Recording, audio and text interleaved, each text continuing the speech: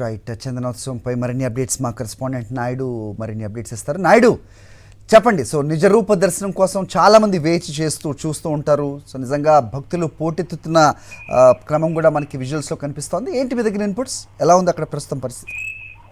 అది ఏడాదిలో ఒక్కసారి లభించే సింహాసనం శ్రీ వరహా లక్ష్మీనరసింహ స్వామి నిజరూప దర్శనం కోసం భక్తులు ఎంతగానో ఆసక్తిగా ఎదురు చేస్తుంటారు. అది ఈ రోజు దర్శన భాగ్యం భక్తులకు కలిగింది. ఉదయం నుండి కూడా పెద్ద సంఖ్యలో భక్తులంతా వచ్చి స్వామివారి నిజరూప దర్శనాన్ని దర్శించుకుంటున్నారు. సుమారు 150,000 మంది వరకు కూడా వస్తారని అధికారులు అంచనా వేస్తున్నారు. వారికి తగ్గట్టుగానే అన్ని ఏర్పాట్లు కూడా చేశారు. ఒక్క ఆంధ్రప్రదేశ్ రాష్ట్రం నలుమూల నుండే కాకుండా ఇతర రాష్ట్రాల నుండి కూడా పెద్ద సంఖ్యలో భక్తులంతా కూడా తరలి వస్తున్నారు. ఉదయం 4 గంటలకు ప్రారంభమైన ఈ దర్శనాలు రాత్రి 11 గంటల వరకు కూడా జరుగుతాయని అలా అధికారులు చెప్తున్నారు. వచ్చిన భక్తులకి ఎలాంటి అసౌకర్యం కలగకుండా అన్ని ఏర్పాట్లు కూడా చేశారు. ఎండలు ఎక్కువగా ఉండడంతో వచ్చిన వారికి భారీ క్యూ లైన్ ఏర్పాటు చేసి పైన షామియానాలు కూడా ఏర్పాటు చేశారు.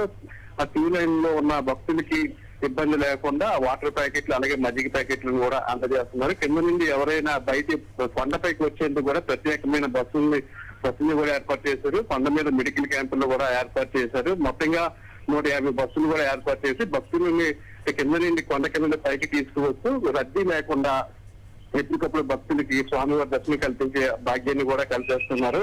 ఈసారి సామాన్య భక్తులకు పెద్ద సంఖ్యలో అవకాశం కల్పించాలన్న ఉద్దేశంతో విఐపీలకు తక్కువగా దర్శనాలు మాత్రమే కల్పించారు. స్వామివారిని అంతరాలయానికి సంబంధించిన దర్శనాన్ని కూడా రద్దు చేశారు. దీంతో సామాన్య భక్తులకు కూడా పెద్ద సంఖ్యలో స్వామివారి దర్శన భాగ్యం కలుగుతుంది. అలాగే రద్దీ లేకుండా పోలీసులు కూడా ఎక్కడికక్కడ పటిష్టమైన చర్యలు కూడా తీసుకున్నారు. సుమారు 2,000 మందితో ప్రత్యేకమైన బందోబస్తును కూడా ఏర్పాటు చేసి ఒక కమాండ్ కంట్రోల్ రూమ్ కూడా ఏర్పాటు చేయడం జరిగింది. ముఖ్యంగా చిన్నపిల్లలు, వృద్ధులు అలాగే మహిళలు, దివ్యాంగుల విషయంలో కూడా ప్రత్యేకమైన శ్రద్ధ తీసుకుని వారికి ఎటువంటి ఇబ్బంది కూడా కలగకుండా వారికి కూడా దర్శనం త్వరగా అయ్యేలాగా అధికారులు కట్టుదిట్టమైన చర్యలు కూడా తీసుకోవడం జరిగింది.